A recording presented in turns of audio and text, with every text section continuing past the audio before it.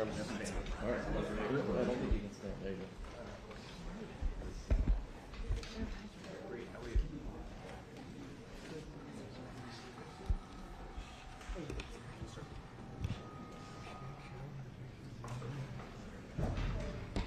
What do you think? Interesting. Hey, Brian. Hey. Thank you very much. We have a very big announcement to make today. You all know Johnny. He came all the way from Italy, the beautiful country of Italy, to be with us. And he just got off the plane, and he's a hardworking guy, does a phenomenal job with FIFA. Nobody like him. I'm delighted to welcome FIFA President Gianni Infantino back to the White House for a major announcement about one of the most anticipated competitions in all of sports, the 2026, and this is a big deal, I'll tell you, I was so happy to get it, the 2026 FIFA World Cup. And it's going to be the World Cup as we know it. It's the biggest, probably the biggest event in sports, I guess, Johnny, right? Yeah. On December 5th of this year, the 2026 FIFA World Cup draw will take place at the Kennedy Center. Some people refer to it as the Trump Kennedy Center, but we're not prepared to do that quite yet, maybe in a week or so. But right here in Washington, D.C., it's a tremendous honor to bring the global event and this incredible group of people and these unbelievable athletes, the best athletes in the world, to the cultural center of our nation's capital. I just left the Kennedy Center. We're spending a lot of money wisely on making it really beautiful. It's going to be beautiful again. It's like Washington, D.C. We had, by the way, in Washington, D.C., we have the lowest crime numbers they've had in years. Zero, it sounds like it's a horrible thing to say, but I might as well say it. Zero murders in the last week since we've done this. That's the first time in memory that that's happened, if you can believe it, how pathetic that is to have to even say it. And I'm tired of listening to these people say how safe it was before we got here. It was unsafe. It was horrible. And Mayor Bowser better get her act straight or she won't be mayor very long, because we'll take it over with the federal government, run it like it's supposed to be run. The numbers were horrible. It was a crime-infested rat hole, and they do have a lot of rats. We're getting rid of them too, and we've made a lot of progress. And it was extremely unsafe, and now it's extremely safe. We had virtually no crime. The number was down 87%, and I'm trying to figure out where was the 13%, because I don't think it existed. The National Guard has been unbelievable, and they're working with the police. And they have some very good people in there. They have some people that shouldn't be police, actually, but they have some great people there. And the Washington, D.C. is a whole different place. And Johnny, I'm sure you'll be happy to hear that too, actually. Oh, yes. But it's a whole different place. People are excited again. They're going out to restaurants again. That was the other thing I saw numbers. That restaurant business is down in the last week. No. Restaurant business, you can't get into a restaurant. Just really lying people. And that's why people don't understand how bad and how dishonest the press is. I saw one poll that had us at 19% favorable on what we're doing with Washington. Then I saw another one that has us 94% favorable. And I can tell you the 94% is correct. The others are fake, just fake news. They got to get their act together. So bad for our country, so sick actually. So Washington, D.C. is really doing unbelievably well. And the Kennedy Center that we're fixing, I was just there all morning with contractors. We're making it unbelievable. It's going to be unbelievable. It's got great bones, but it needs a lot of work. The World Cup draw will set up the group stage of competition. 48 teams will play in 104 games across 16 North American cities, from Seattle to Vancouver to Atlanta to Miami. It's going to be so exciting for our country. The 2026 FIFA World Cup will be one of the largest and most complex events. This will be one of the greatest events, one of the largest. In a way, it's like Johnny said it better. It's like having many Super Bowls in a short period of time. Because each one of these games essentially is a Super Bowl. Some of them are bigger than Super Bowls, actually. But they're essentially, each one of these games is like a Super Bowl. The 2026 FIFA World Cup will be the largest, most complex set of events in sports history. And the Kennedy Center will give it a phenomenal kickoff, and we'll be involved, and they'll be working over there for quite a bit of time. We have it all set that they can stay there for the big events, the big press conferences and everything else. And they'll be in a very safe capital. That'll be nice. You don't have to worry about walking down the street, Johnny, okay? Thank you. But you could handle yourself. I could. Already, FIFA is projecting 6 million loyal fans will attend the World Cup events next year, and 6 billion more are going to be watching back home, and they think the $6 billion number is going to be actually a low number. And this will drive more than $30 billion into the U.S. economy and create 185,000 American jobs in a short period of time, too. No sporting event attracts more attention, more fans, more viewers, or more revenue than the FIFA World Cup. And again, I'll just say it's the World Cup, and it's the biggest thing there is in sports, and we have it. And I got it in my first administration, and I was really somewhat devastated, as devastated as I can be. I don't have time to get too devastated. I was very happy that today, as you saw, the group that does this, a government group, radical left group, announced that Trump was right.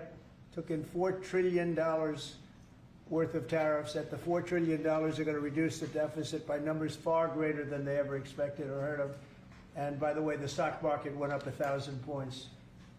That was as of 10 minutes ago. I can't tell you what happened. A lot of things happened. But the stock market's up almost 1,000 points.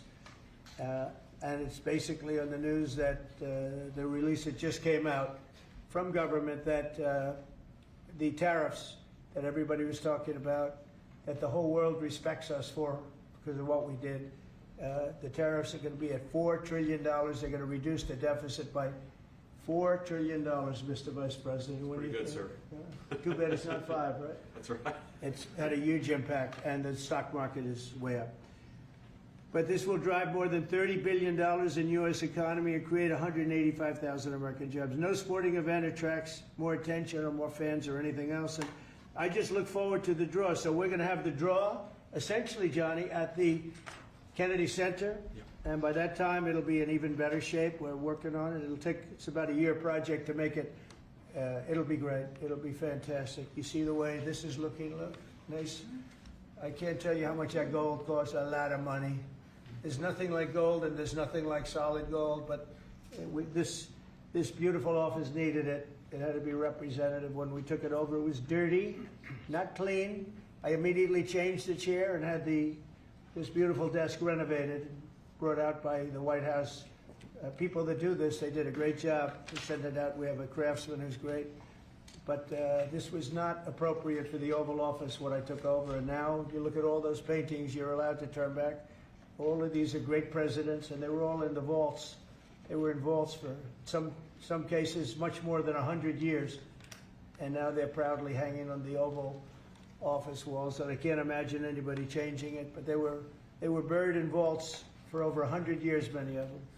So it's very exciting. People come in, they really love it. They love what we're doing here. They love what we're doing in D.C., and they love what we're doing, most importantly, in the country and the world. I'd like to ask Johnny to say a few words. He's the head of the whole thing. He's been there for a long time, probably the most respected man in sports. He's amazing, actually. Works very hard, and he's got the biggest event in the world coming right here to the United States. And a little, we did a little for Canada. We did a little for Mexico. We thought, see, I'm a good citizen. I said, let them have a little piece. So we gave a little to Canada. See how nice I am? And we gave a little bit to Mexico. And Johnny, please say a few words. Thank you, President. Great honor for me to be here with you today, President, Vice President, Excellencies. Fantastic to announce what you said, which is the final draw of the FIFA World Cup on the 5th of December here in the capital, in the Kennedy Center in Washington, D.C. at 12 noon sharp. It will be broadcast live all over the world. 1 billion viewers will watch it, and it will determine, of course, the match schedule, which 48 participating teams will play. You said it, 104 matches in 1 month, 104 Super Bowls. This is not just the biggest, the greatest event, not just a sports event, it's a social event as well, with a lot of emotion. We are uniting the world, Mr. President, uniting the world here in America, and we are very proud of that. And those teams, those national teams who will come here to participate in this draw with their coaches, with their presidents, they will all be proud to be part of writing this history, and that's why we brought as well this, which is the winner's trophy. It is the trophy that the winner of the FIFA World Cup wins. Only the FIFA president, presidents of countries, and then those who win can touch it, because it's for winners only. And since you are a winner, of course, you can as well touch it. It's pretty heavy. Yeah. It's the winner trophy. The last one who lifted that is Lionel Messi of Argentina. And here it is in the Oval Office in the White House. Can I keep it? What do you? Well, you can keep We're not giving it back. back. We're not giving it back. That's serious. Oh, that It fits well. that here. goes very well on the wall right over there. We'll put it right below the angels. It fits well here. I That's think. beautiful. Yeah, You can that's, keep it until we have to give it to the next winner. That's fine. That's a beautiful piece of gold, I will say. That's beautiful. Yeah. So 6 billion viewers for the World Cup, 6 million coming to the matches, 30 billion economic impact, 185,000 jobs. This will be absolutely fantastic. The biggest event ever, and everything will start here in Washington D.C. at the Kennedy Center, or the Trump Kennedy Center. We'll see that how it will be called on the 5th of September at noon sharp. 5th of December, noon sharp.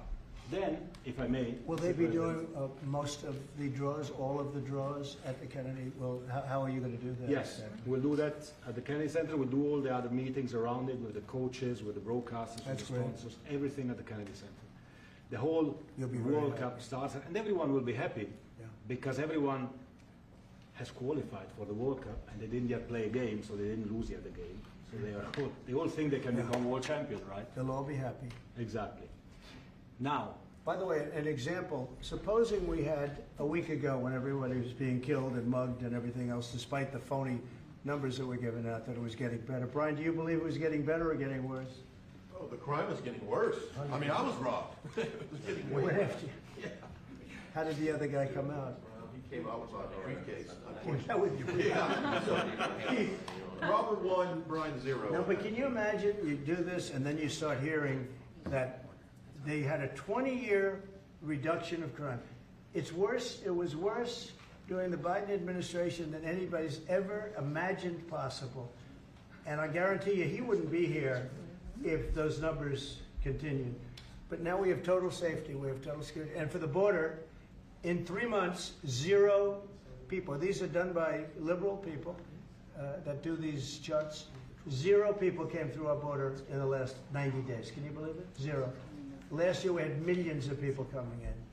And they came in from the wrong locations. They came in a lot of people that shouldn't be here. So now when we have this event in December, it's going to be very safe. Johnny, you can walk down the street with your beautiful wife. yeah, You can take her to dinner if you can get a reservation, which I doubt. they're all full, the restaurants. I know. They're all full. I heard that too. The restaurants aren't. The restaurants, since we are doing this, are doing great. And many new restaurants are going to open because, as you know, many closed. Many restaurants closed because the crime was so bad. This will be one of the safest places anywhere on earth. So, you know, I really am honored that the National Guard has done such an incredible job working with the police. And we haven't had to bring in the regular military, which we're willing to do. We have to. And after we do this, we'll go to another location and we'll make it safe also. We're going to make our country very safe. We're going to make our cities very, very safe. Chicago's a mess. You have an incompetent mayor, grossly incompetent. And we'll straighten that one out probably next. That'll be our next one after this. And it won't even be tough. And the people in Chicago, Mr. Vice President, are screaming for us to come. They're wearing red hats, just like this one. But they're wearing red hats. African-American ladies, beautiful ladies, are saying, please, President Trump, come to Chicago. Please. I did great with the black vote, as you know, and they want something to happen. So I think Chicago will be our next, and then we'll help with New York, and we're going to help with, and I think a lot of these people that you see on television, they are, including the people in this audience, they'll say bad things about me, and then they'll say, thank God he's here, because half of them got mugged, and they don't want to get mugged again. But they're, you know, they work for they work for stupid people that are radical left, and they're made to do things and say things that they don't want to be saying. But the people right here are all happy because you're not going to be mugged in Washington, D.C. anymore. I just want to say Johnny's been my friend for a long time. He's an incredible guy, and we will lay out the red carpet. Andrew, you're going to be fantastic. Rick is going to be everything Rick ever touched has always worked out, and he's working with me on the Kennedy Center. And his very good friend was an actor on Broadway for 5 years, right? And I assume he's helping us a little bit, right? Yes. And Andrew, you're all excited about it? Absolutely. Would you like to say something? This is a great opportunity, Mr. President, to show off the first 250 years of the United States of America, the greatness and then the hope and promise of the next 250 years. When you think this World Cup is going to be over our 250th birthday, Mr. President, your leadership, obviously, with FIFA leading the way, this is the largest sporting event in the history of the world under the Trump administration. So very excited. I just want to say one thing. Andrew Giuliani, so his father is Rudy, the greatest mayor in the history of New York, I think by far. He took a ravaged city, a city that was really under siege. Probably most people thought it was going to survive. He turned it around. He was a great, great mayor. And then they treated him very, very unfairly. You go back and tell your father all of the things that have come out over the last couple of months through Tulsi and through all of the people, Cash, everybody. They've proven your father 100% correct. His father was treated so unfairly. Your father has been 100% correct. And tell him we all love him, okay? Thank you, Mr. President. It's been amazing. What he had to go through was very, very unfair. Nasty. These are bad people. Mr. Vice President, would you like to say something? Well, sure, Mr. President. Thank you, and thanks to Johnny for being here. We're very thrilled about the World Cup. Just to echo something the President said about crime in Washington, D.C., this is the national capital of the greatest nation in the world, and we had murder rates just a few weeks ago that rivaled some of the worst third world cities anywhere, even in very, very poor regions of the world. Why did we accept that? Why did we allow it to happen? We allowed it to happen because we had broken leadership in Washington, D.C., and unfortunately sitting behind the Resolute desk. What we have shown in just under 2 weeks of taking law enforcement seriously is that the American people can have their streets back if their leadership is willing to put in the time and the resources. Mr. President, you've shown in Washington, D.C. that we can have safe streets again. We've just got to have the political willpower to focus on the bad guys and to give the American people back their communities. We are focused on doing that, thanks to the President's leadership. Thank you. And that's a really very small percentage. It's 2%, 3%, but that 2% and 3% wreaks just havoc throughout a community. People are petrified, and I notice a couple of the women in the back are shaking their head, yes, yes, yes. I won't report who you are because you'll end up losing your jobs, but it's true. It's amazing. And the police, and you look at the D.C. National Guard, I saw pictures of them last night getting off vans and all, and I saw some bad ones running, but they're not running so much anymore. They're not there. They're just not even, they're not even trying. You're totally safe. Now, there'll be something happening sometime. I don't know. Maybe it won't be for a long time, but this was every night would get reports of people being mugged and killed. There's one woman on television last night. She had a badly busted up nose, and she said, well, I like our streets the way they used to be. And she thinks it's going to happen like by doing nothing. And they say, what happened to your nose? She got slugged by a guy walking down the street, slugged. Her nose will never be the same, I guarantee you, unless it takes a pretty good turn. She wasn't really for us. But she sort of said, well, maybe something has to happen. Before this happened to me, she got whacked. And I don't think she'll ever be the same. She almost became, she was a half a Trump fan, a woman that would have never been a Trump fan, but she was hit hard. It's not going to happen anymore. Not going to happen anymore. But then we're going to beautify the city too. That's where I was today at Kennedy Center. And we're going to beautify the city like it hasn't. And we're working with Clark Construction, the biggest construction company in Chicago, and in Washington. And the head of Clark is great. He's all over the world, actually. But Washington, I would say, is their home. That's where they do the best work, the biggest work. And they're doing they've been doing a fantastic job. So You're going to have a fantastic, clean, beautiful place. It's going to be better than it ever was before. Literally better than it ever was before. We'll get it done very quickly. And I want to thank Clark because they're doing a lot of work in a lot of different locations, but they've been fantastic for getting us the right contractors and the people that can really do the job right. And Johnny, did you want to say something? Yes, one more thing, because as you rightly say, you know, with security and beautifying cities and the whole country, we want people to come and enjoy and have fun. And that's why this is not just the most iconic trophy in the world of sport, but we start on the 10th of September the sale of tickets for the FIFA World Cup. And we have the first ticket here for the final. Good. Wow. For you. Oh, good. That's cool. Wow. It's, of course, row 1, seed 1. It's ticket number 45, 47. And it's for the final in New York, New Jersey. And so you have your ticket already for the final.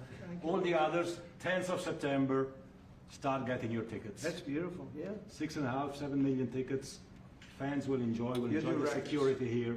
Will be fantastic. You're going to do record business, I think. 100%. Christy, would you like to say something? Yeah, Mr. President, millions of people will come to this country, and we'll make sure they get their travel documents, their visas, that they want to come here and spend their money and enjoy this sporting event. It'll be the largest event in the world. And sir, you're reminding me of something that my dad used to say all the time when I was growing up. He would say, Christy, you kids need to look like you respect yourself before anybody's going to respect you. And in this country, when people look at our streets, when they look at our capital, you're bringing respect back to this city. And people will respect our country more because it's safe, it's clean, it's beautiful. And what you're doing is transforming this nation by making sure that our laws are upheld. And millions of people are going to come and be able to enjoy it next year, and I'm excited about that. Thank you for doing that. Well, for our us. country is respected again. And a year ago, we had a dead country. I'm telling you, it was a dead country. It was a country that had lost its way. It was a country that was going to fail. Look, even today, where they say $4 trillion in reductions of deficits, and this was totally unexpected. They didn't expect it. I mean, I don't know where they've been, the people that do this stuff, but it's terrible. I want to thank Christy for another reason. I said to her 2 weeks ago, I said, Christy, do me a favor. I built hundreds of miles of wall. I built the same wall that the Border Patrol asked me to build. It wasn't my first choice. I wanted to do concrete plank and everything nice, but you wouldn't have been able to see through it. So I had Border Patrol in, and they tested everything else. And we gave them steel wall, high-grade steel, very hard to cut. And we gave inside that is 9,000-pound concrete, which is a very tough concrete. Inside that is rebar, a big, fat piece of rebar. So you have all different materials that are very hard to cut, and you need different instruments to cut each one. And I said, Christy, we got to get a coat of paint on it. And I didn't know she was listening, but I said, we got to get a coat of paint, and it should be black, because black makes the steel very hot. It's untouchable. You could fry an egg on it. And if you got a good black, flat paint, it would look beautiful. It will preserve it from rust. And that was it. And I gave it to her along with 30 other things, and she's done such a good job on the border with Tom Holman and the group. Tom Holman's a fantastic guy, what the job he does and the way they work together. So I turned on last night and I see Christie's painting the wall. And it looked beautiful, by the way, when that paint went over there. And it's hot. It's hot. Yes, it is. It's hot. If it's white, it's not hot. If it's black, it's going to be very hard to climb that sucker. It's not going to be easy. But it's black and a high quality black. You know, it really looked good. Yeah, we got Is the that paint going to be you a told us two-coat to. job or a No, one-coat? just one coat. One coat. We Good. used the paint you told me to buy. Yep. The Yep. two-coat will take place in 3 years from now. Right? We'll do the second coat. But it looks beautiful. But thank you very much. I didn't know you were listening to that, Absolutely. because we talked about 7 different subjects, and all of a sudden I see you're out there painting with a lot of painters and everything else. But it was a beautiful thing to say. Would you like to say something? You've been such a big part of this. Please. We're just, Mr. President, we're delighted to be here today for this announcement, but we're also looking forward to having you at the final. Oh, yes. On July Oh, yes. 19th No, we'll be in New there. York, New Jersey. We're going to be there. A lot of people are going Thank to be you. there. A lot of people. I'd like to thank you all. Do you have any questions on FIFA, first of all? It's going to be a big event at the Kennedy Center. Do you intend to take part in it? Will you have a part to play on December 5th? I may play. I mean, I see the money that these soccer players, you know, we call it soccer, but I see the money that these soccer players are making. I may try and play. I'm a very good athlete. My son is a very good athlete, and he's a good soccer player. He's on the tall side for soccer. He's 6'9". That's pretty tall, but That's pretty it's cool. on the tall side. That's good.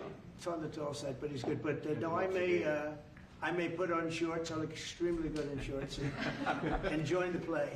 You know, no, it's going to be a lot of fun. It's going to be good. Many foreigners who want to come to attend the event are concerned about the visa situation. Can you reassure them? Yeah, they're going to have a very easy time getting in. Certain countries are going to be very, very easy, and other countries are going to be obviously a little bit more difficult. Would you like to explain that, Chris? Yeah, absolutely. We have a process set up that we'll be implementing on getting visas approved. Everybody will be thoroughly vetted, but they'll be welcome to this country. It'll happen quickly, and we're excited for them to come. So I would hope that around the world, people know that the United States is excited to bring their family here to enjoy this event. America welcomes the world. Yes. And I can really, from the collaboration that we have, testify for that, absolutely. And I was just sent a picture from somebody that wants to be there very badly.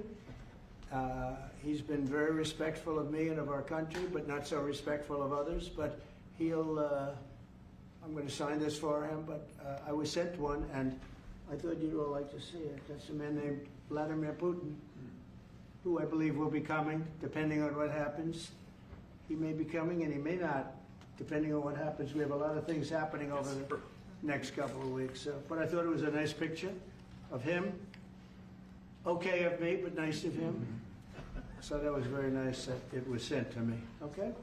Mr. President. On Yes. that subject, have you talked to Vladimir Putin about the fact that yesterday a big U.S. factory was hit in a Russian airstrike in Ukraine? What's your reaction to I that? told him I'm not happy about it. And I'm not happy about anything having to do with that war. I settled 7 wars, and actually, if you think about pre-wars, add 3 more, so it would be 10. I thought this would be in the middle of the pack in terms of difficulty. No, I'm not happy about anything about that war. Nothing. Not happy at all. We'll see what happens. I think over the next 2 weeks, we're going to find out which way it's going to go. And I better be very happy. Mr. President, I had a very good call with Prime Minister Carney of Canada yesterday morning. Yes. Actually, Canada is taking away some retaliatory tariffs. He's So- removing his tariffs, yeah. Exactly. He's removing his retaliatory tariffs, which I thought was nice. And we're going to have another call soon. Okay. Yeah, we had a very good call. You're getting closer towards an Well, I agreement like on them. trade? I like them. You know, look, I'm fighting for the United States. Canada and Mexico take a lot of our business over the years, over 25, 30 years, especially during the Biden years. They took a lot of our business, and it's basically all coming back into the United States now. Well, hot as a pistol, and it's coming back in. Because of tariffs and the incentives we give, it's coming back. And it's impossible, I think, for another country to stop it. And we are working on something. We want to be very good to Canada. I like Carney a lot. I think he's a good person. And we had a very good talk yesterday. So I think it'll be good. Mr. President, I have a question about the search of Ambassador Bolton's home.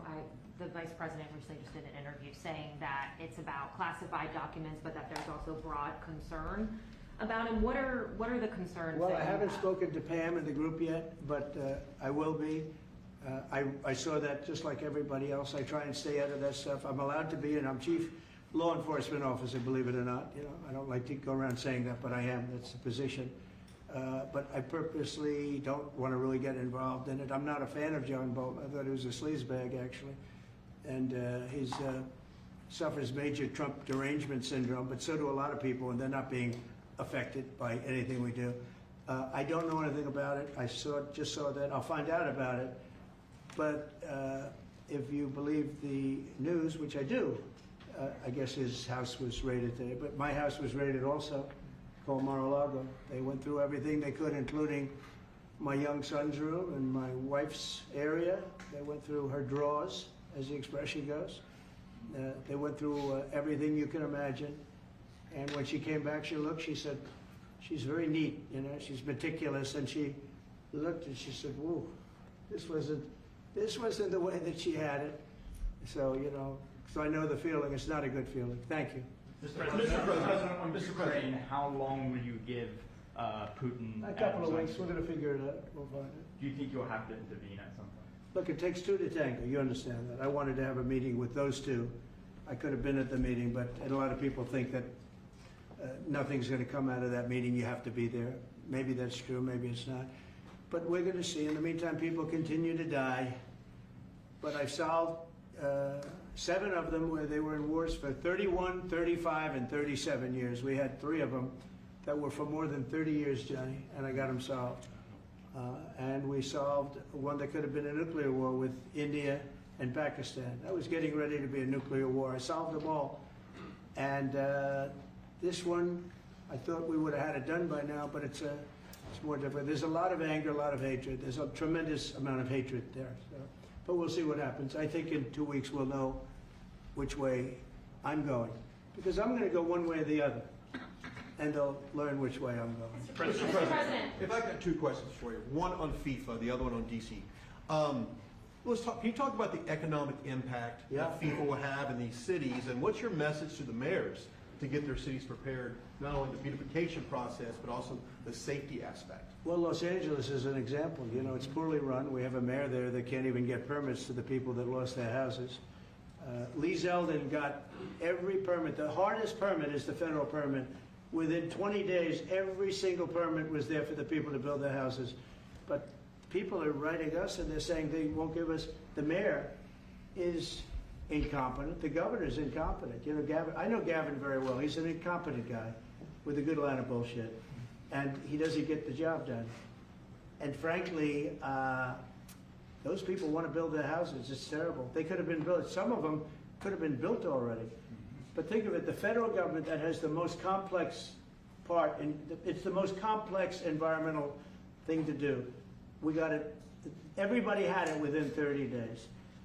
And they're not even close to getting their permits. And now they're talking about taking some of those sites and building low-income housing on them. These are high-end neighborhoods. And I'm all for low-income housing. I built a lot of low-income housing. I know all about 236. I know every program that there is in the government. I used every one of them. I know more about low-income housing than probably almost anybody. And it's great. It's fine. It's wonderful. But you don't build it in Pacific Palisades. You don't build it there, and you don't build it in the other areas that burned down. So they're talking about putting up low-income housing. And you talk about riots. They're going to have riots if that happens because you're taking the people's property away. They want to build their houses, and they're unable to get permits from the mayor and from the governor. And that's a terrible thing. But, and let me tell you, if I didn't send in the troops in Los Angeles, Johnny wouldn't be in Los Angeles. You wouldn't be having your World Cup there. I sent in the troops, and we kept it. And even the police commissioner, the sheriff and the police commissioner, they all said the same thing. They said, we could have never handled what was happening. You saw that, you were there. He said, we could have never handled what was happening. And then you hear Gavin Newsom, after it's all quelled, you hear Newsom get up and say, we could have done this for ourselves. No, they couldn't have. And if they could have, I wouldn't have taken the chance either. Okay, my second question is on crime prevention. Would you be open to expanding the national concealed carry to apply to D.C. like it does in other states like Texas? Yeah. Well, they have it in some states, and they feel strongly about it. As you know, I'm in favor of it. People have to protect themselves. I'm a Second Amendment person, very simply. People have to be able to protect themselves. Especially like in Washington, you walk down the street, a guy comes up and slugs you. He's got a pistol in his hand. You can be tough, you can be in great shape, you can be a powerful person, or you can be a guy that weighs 100 pounds with a gun in your hand. Right. And I'll bet on the guy with the gun 100% of the time, right? And so you need protection. So I'm a Second Amendment person all the way. Yeah, please. President Trump, you said this morning that you're working with Congress to get $2 billion to help clean up DC. Have you had any conversations with Mike Johnson and John Thune about where they're going to get that money from? Which money? You said this morning that you're going to get $2 billion from Congress to help clean up DC. Yeah, I've spoken to Mike Johnson. I've spoken to John Thune, the Senate, the House, and I think it's going to be very easy to get. It's going to be not a lot of money.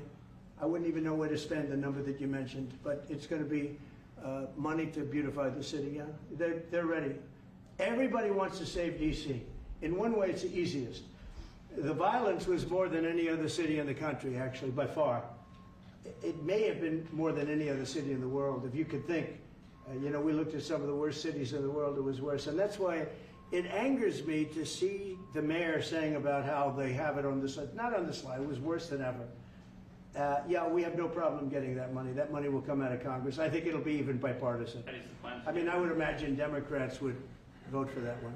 Is the plan to get it before the September 30 spending deadline on the Hill? Well, I don't know if there is a deadline, because if I declare a national emergency, which this was, that ends the deadline. So, I mean, I keep seeing about a 30-day deadline, of which we have 22 days left or something. But if I think we're in great shape here, that's one thing. But if I don't, I'm going to just say it's a national emergency. And if I have a national emergency, I can keep the troops there as long as I want. If people are not going to want to have the troops in 30 days, you know, it's one thing to get them out. It's another thing to keep them out for a long period of time. You've got to train people. You can't do this. You can't bop people over the head. And a lot of those people are in courts right now, going to court. They're going to go to jail for a long time. So that's going to take more than 30 days. But if I have to, I'll declare a national emergency, which I don't think I'll have to do. Yeah. Mr. President, you said in 2 weeks you'll know whether you go. Yeah, I think I'll one way or know. the I other. think I'll know the attitude of Russia and, frankly, of Ukraine. It takes two. What are the 2 ways you can go at the end of 2 weeks then? Well, then I'm going to make a decision as to what we do, Or and it's going to be a very important decision. And that's whether or not it's massive sanctions or massive tariffs or both. Or do we do nothing and say it's your fight? Look, I would have never been in this war if I were president. You wouldn't have had this war. It was never going to happen. This was caused by stupid people that fought. And you know, people say, well, how do we know? Because for 4 years, it was never even a subject. And Vladimir knew, and you see his picture right here. It was nice that he sent, but Vladimir knew very strongly we wouldn't have stood for it. It wouldn't have happened. 100% wouldn't have happened, but it did happen. And now they're losing from 5 to 7 young kids. Think of it, you're a parent and your son is leaving. He's Russian or he's Ukrainian. And he's leaving and they're waving goodbye. Nice, beautiful kid. Nice crew cut, all set. He wants to be a soldier. And goes there, first week he has his head blown off. And he's no different than you people, me. And it doesn't matter where. I mean, I solved the problem in the Congo that was vicious. Rwanda and the Congo, the Republic of the Congo. And they were fighting for 31 years, and it was machetes. People were getting their heads chopped off. That was going on for 31 years. I got it solved. You saw it. They came to the White House and we signed an agreement. It was amazing. People can't believe we got it done. I love to stop killing. I really do. People thought it would be just the opposite. Hillary Clinton said, oh, he'll get us into a war. No, I'm getting everybody else out of wars. Are you saying there's a real possibility then that you do nothing if Putin doesn't come to the table for a ceasefire? I'll see whose fault it is. If there are reasons why, I'll understand that. I know exactly what I'm doing. We're going to see whether or not they have a meeting. That'll be interesting to see. And if they don't, why didn't they have a meeting? Because I told them to have a meeting. But I'll know in 2 weeks what I'm going to do. I have pretty good ideas. Your Justice Department is also sending some of the Epstein files over to the House Oversight Committee today. Are you in support of them releasing all of them? I'm in support of keeping it open. If they wanted to Innocent release, people shouldn't be hurt, but I'm in support of keeping it totally open. I couldn't care less. You got a lot of people that it could be mentioned in those files that don't deserve to be. People, because he knew everybody in Palm Beach. I don't know anything about that, but I have said to Pam and everybody else, give them everything you can give them, because it's a Democrat hoax. It's just a hoax. The whole Epstein thing is a Democrat hoax. So we had the greatest 6 months, 7 months in the history of the presidency, and the Democrats don't know what to do, so they keep bringing up that stuff. But it affected them. Bill Clinton was on his plane and went to the island supposedly 28 times. I don't want to bring that up, frankly. You have Larry, whatever his name is, Summers, the head of Harvard, who was Jeffrey Epstein's best friend. Nobody ever talks about that. But I don't want to hurt Larry Summers, but he was best friends with Jeffrey Epstein. No, this is a Democratic hoax to try and get the significance of what we've done over the past 7 months. Nobody's ever seen anything like it. They say it's #1 in history. What we've done, including stopping 7 wars, I mean, just include that. And now you look at the stock market today, it's way up to start off with from where I took it.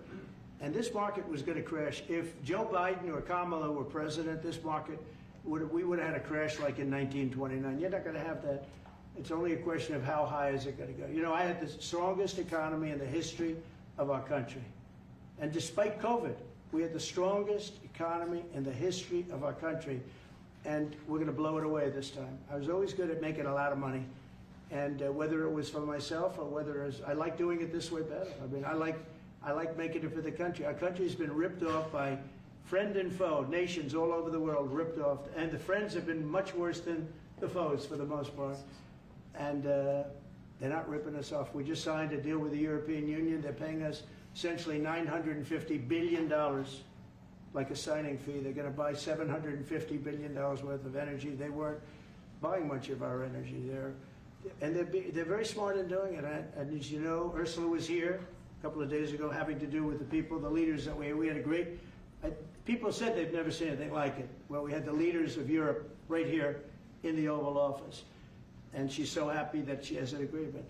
But people aren't ripping us anymore.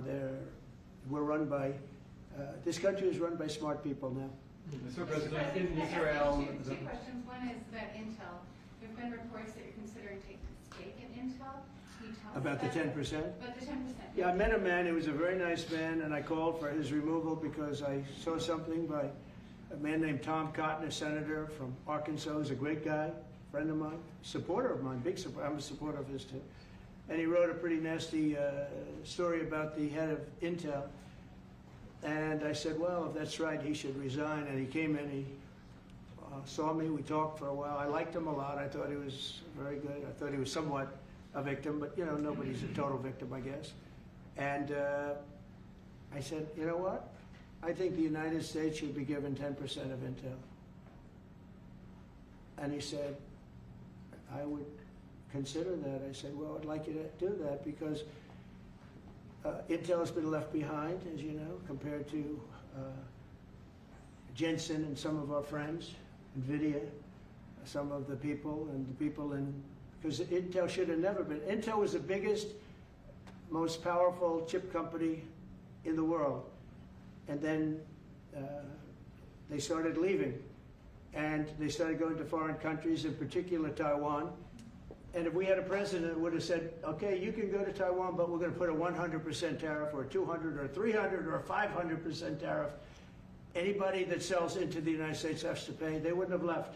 They would have never left, and we wouldn't have. So in the meantime, we had people that were, in some cases, good politicians that weren't good on trade. I loved that man, but he was not good on trade. I totally disagreed. He allowed the car industry to be taken out of this country. We lost 50% of our car industry. But that's all coming back. It's all coming back. But if somebody would have said that with Intel, would be a giant right now. Now with that, they've had some bad management over the years and they got lost. And I said, I think you should pay us 10% of your company. And they said, yes. That's about $10 billion. I don't get it. This comes to the United States of America. And I said, I think it would be good having the United States as your partner. He agreed. And they've agreed to do it. And I think it's a great deal for them. And I think it's a great deal. He walked in wanting to keep his job, and he ended up giving us $10 billion for the United States. So we picked up $10 billion. And we do a lot of deals like that. I'll do more of them. If somebody has, like we have restrictive covenants with Jensen. We have, it's NVIDIA. And to unrestrict the covenant. Nothing to do with losing our powers or military or anything, because that I wouldn't do. But there are things you can do that don't affect us, that actually help us. And if we're going to give somebody a free out, a restricted covenant, we have a strong restrictive covenant on certain industries. And I will absolutely give somebody a opening on a restrict to do a lot of business, which is good for us, as long as it doesn't hurt us in a security or military way. And if I do that, I think the country should be paid, because anybody else, I have it in real estate where I'll have a deal with somebody and I'll have them restrictive covenant. Then they'll come back and they'll say, I'd love to be able to build over here, but I'm not allowed to because you have me covered, you have me restricted. I say, I'll let you build over there, but pay me a lot of money. No different. But the country never did it because the country was run by foolish people. Mr. President, on DC crime, you said Chicago might be next. Chicago might be next. Are you making, have there been concrete steps that the administration is taking No, to do that? I Or what haven't are other spoken. cities as I well? haven't spoken to the mayor. He's grossly incompetent. I haven't spoken to the mayor. No, when we're ready, we'll go in and we'll straighten out Chicago, just like we did DC. Chicago is very dangerous, great place. I built great stuff there. I have the most beautiful building in Chicago, I think. But I hate to see what's happened to Chicago. Chicago was our greatest city, actually. Bob Tisch, a great friend of mine, passed away. He used to own the Giants and very successful Lowe's. He said Chicago, I think they had their main office in Chicago. He said Chicago and San Francisco are the two greatest cities in the world. Now you look at what the Democrats have done to San Francisco. They've destroyed it. I own a big chunk of the Bank of America building in San Francisco. And, you know, it's just different. We can clean that up too. We'll clean that one up too. Now, if everything works out, and we've already had calls from other cities, quiet calls from Democrats. We'd love you to come here because they've lost control of their cities. I'm not going to say because I don't want them to lose their elections. But we've had calls from Democrats and calls from people generally. We'd love you to come here because we'll straighten out the problem. In Israel, the families of hostages in Israel, the families of hostages are opposed to the reoccupying of Gaza. Why is the U.S. still Well, not supporting all of them. And you have to understand, I'm the one that got all of the hostages out. You got a lot of people out. If it wasn't for me, they wouldn't be out. I worked with Bibi and I worked with Steve Witkoff.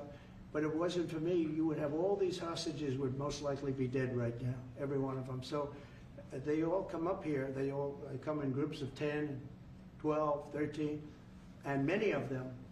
And I've gotten to know a lot of them. They're great people. What they had to go through is incredible. But so now they have 20, but the 20 is actually probably not 20 because a couple maybe aren't around any longer. It's a terrible thing. No, I don't like anymore. I said, you know, when you get down to 20, they're not going to make deals anymore. And they didn't. And then I put out a statement, as you know, that was a tough statement. Go in and get them. And they said, we'll give you 10, we'll give you 10. I don't know what Israel's doing, but they were willing now immediately to give us another 10. The situation has to end. It's extortion and it has to end. And we'll see what happens. I actually think they're safer in many ways if you went in and you really went in fast and you did it.